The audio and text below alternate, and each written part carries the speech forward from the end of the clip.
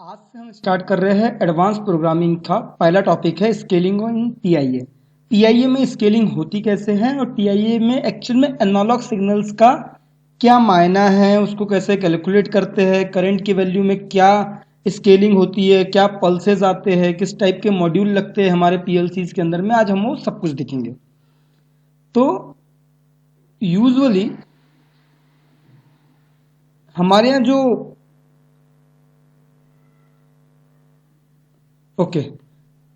Usually हमारे यहाँ जो फील्ड से इनपुट आता है, एनालॉग सिग्नल्स जो आते हैं वो 4 to 20 मिलियम्स के थ्रू ही आते हैं, या फिर एक रहता है 0 to 10 वोल्ट या फिर +10 वोल्ट से -10 वोल्ट के बीच में।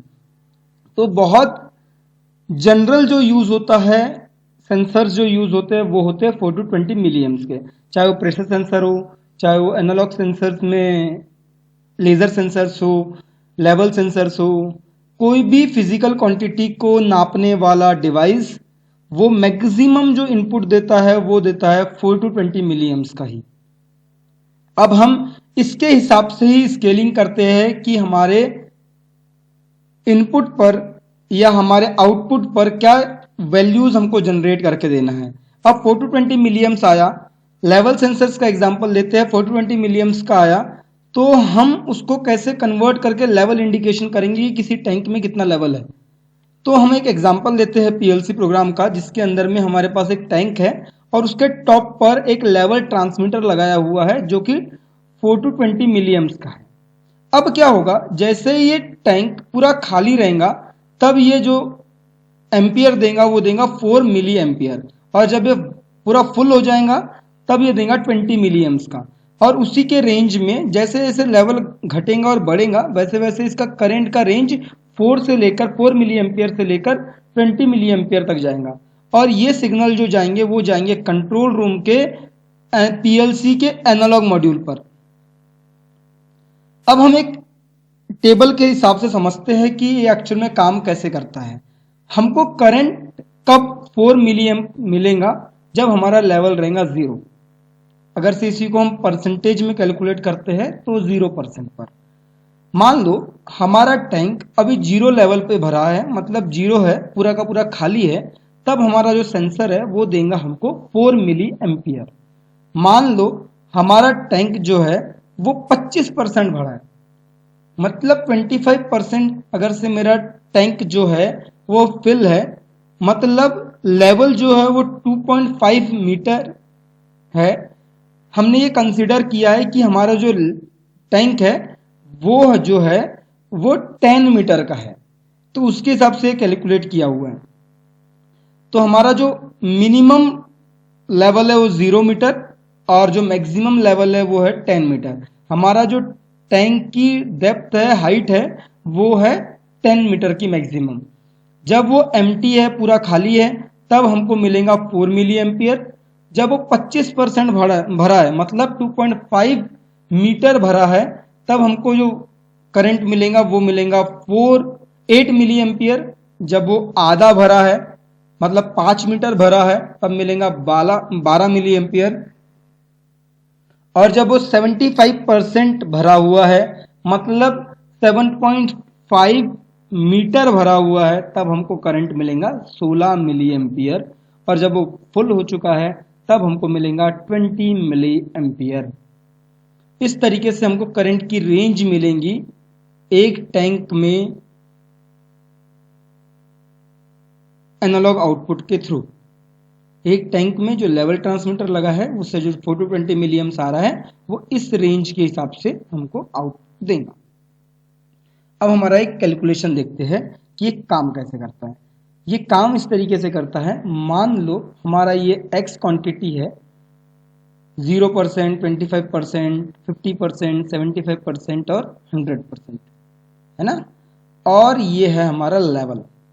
हमको किसी भी एक पोजीशन पर करंट कितना आएगा, किस लेवल पर करंट कितना आएगा वो कैलकुलेट करना है। तो हम इसी ग्राफ से हमें कैलकुलेट कर सकते हैं।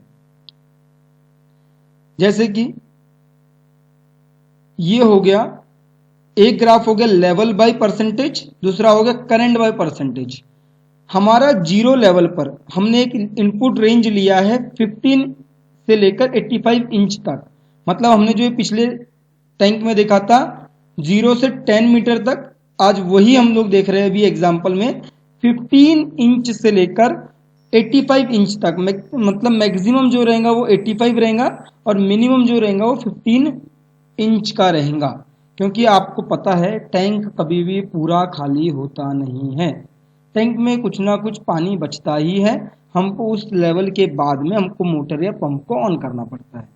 मान लो हमारा किसी भी एक पोजीशन पर करंट निकालना है, तो करंट निकालने के लिए हमारे पास एक फॉर्मूला है y equals to M X plus B. अब y क्या है? ये y है फिजिकल क्वांटिटी। y एक्सिस पे जो है फिजिकल क्वांटिटी मतलब लेवल। पहले हम लेवल निकालेंगे और उसी की लेवल के ऊपर हम करंट निकालेंगे। वो कैसे निकालते हैं अभी हम वो समझाएंगे। m क्या है? स्लोप। स्लोप क्या होता है? Maximum value minus minimum value. हमारे टैंक की मैक्सिमम रेंज कितनी है और मिनिमम रेंज कितनी है, उसका सब्ट्रैक्शन डिफरेंस जो होता है वो कहलाता है स्लोप। अब हम एक्स मतलब किस पॉइंट पर हम लोग इस वैल्यू को कैलकुलेट कर रहे हैं, किस पॉइंट पर हम इस वैल्यू को कैलकुलेट कर रहे हैं हम वो डिफाइन करेंगे। ठीक है। और बी बोले तो बी होता है इसका मिनिमम नोड। बी बोले तो इसका मिनिमम नोड। ठीक है। लोअर रेशियो वैल्यू जो होती है वो एकदम मिनिमम वैल्यू जितनी होती है वो। अब यही चीज हम लोग करंट के केस में भी यूज करेंगे। Y मतलब करंट, M मतलब मैक्सिमम कितना है 420 मिलियम्स, मतलब 20 माइनस 4, ये हमारा M निकल गया, स्लोप वैल्यू निकल गई। X मतलब हमको X की वैल्यू यहां से मिलेंगी, जो हमको यहाँ पे X की जिस लेवल पर हमको निकालना है उस लेवल पर हमको X की वैल्यू मिलेंगी। और प्लस B बोले तो मिनिमम करंट रेंज। अब इसको हम कैलकुलेट करते हैं, कैसे करेंगे वो देखते हैं। हम कैलकुलेटर ले लेते हैं।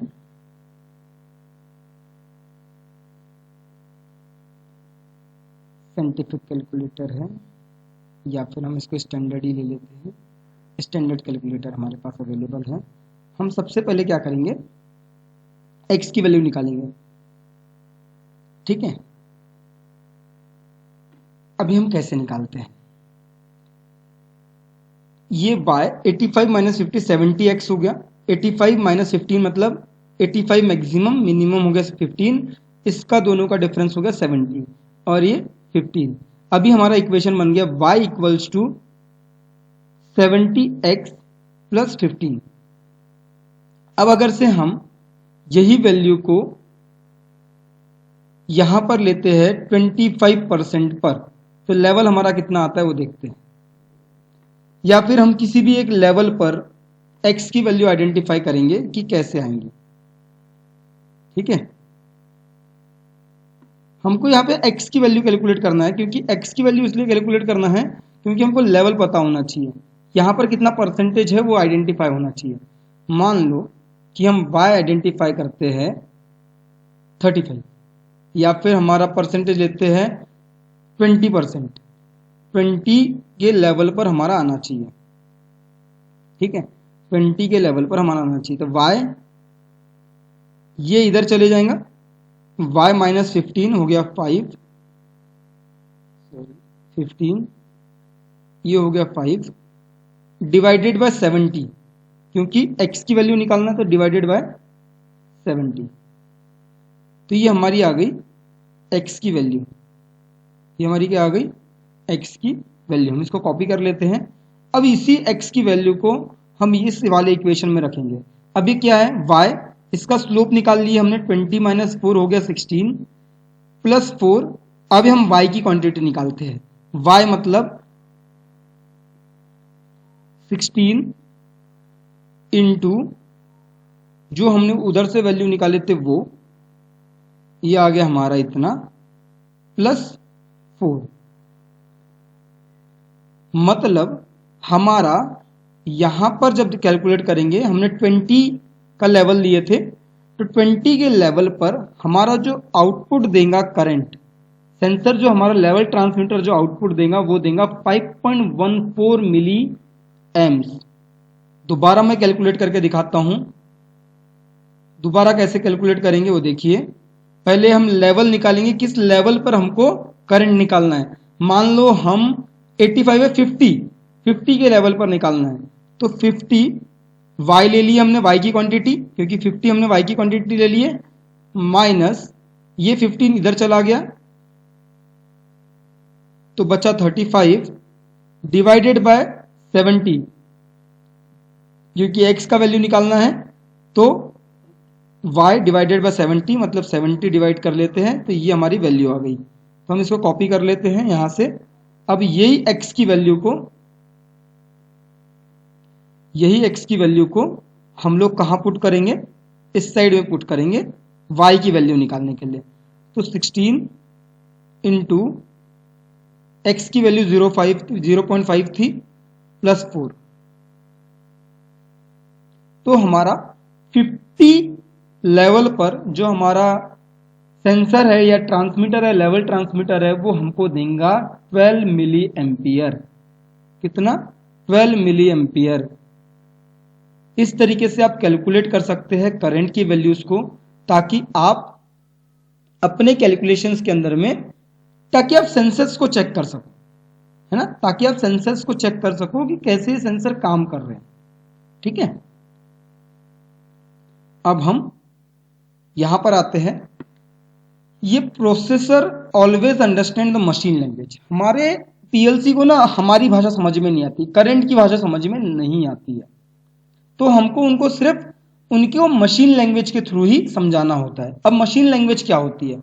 अगर से डेटा 2 बिट का है तो 2 to the power 2 4 unsigned value अगर से रहेंगी, मतलब जिसमें कोई साइन नहीं होगा, पॉजिटिव नेगेटिव कोई साइन नहीं होगा, तो उसकी वैल्यू होगी 0 से 3 तक। 0 1 2 3 मतलब 4 हो गई पूरी टोटल काउंट में। और अगर से साइन वैल्यू रहेंगी जिसमें पॉजिटिव भी हो सकती है नेगेटिव भी हो सकती है, उस केस में -2 से +1 तक। और अगर से यही 8 बिट डेटा आता है तो 2 to the power 8 ये होती है 256। अगर से अनसाइंड वैल्यू है तो 0 से 255, और अगर से ये साइंड वैल्यू है तो -128 से +127, जस्ट इसका आधा कर दिया है। और वही अगर से 16 बिट डेटा है 2 to the power 16, ये वैल्यू होती है 65536। अनसाइंड वैल्यू रहती है तो 0 से लेकर 2552335, और साइन वैल्यू रहती है तो -32768 से लेकर +32767 तक। और वैसे ही 32 बिट के लिए भी।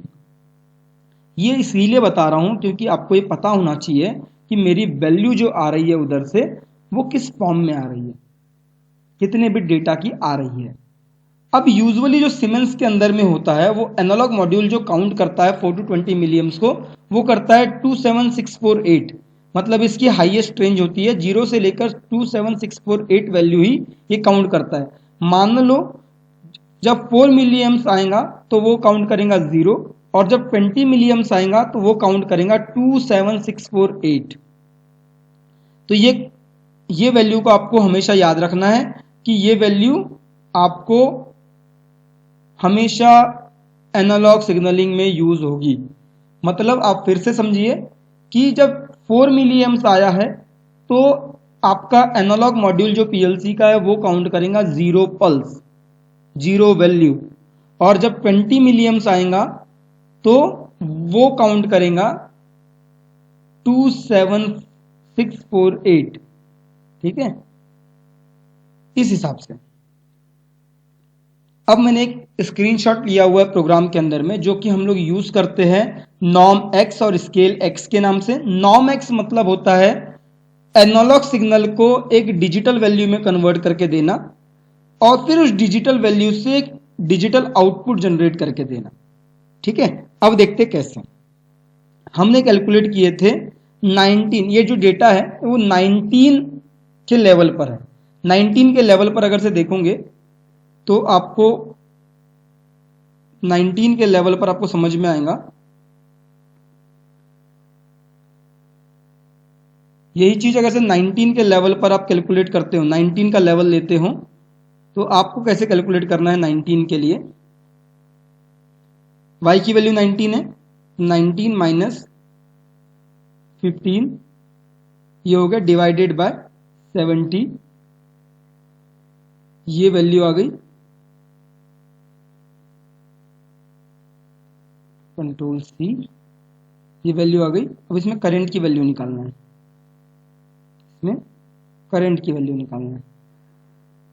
तो ये हो गया 16 इंटू कंट्रोल वी प्लस 4, मतलब ये करंट देगा 4.91 मिली एम्पियर।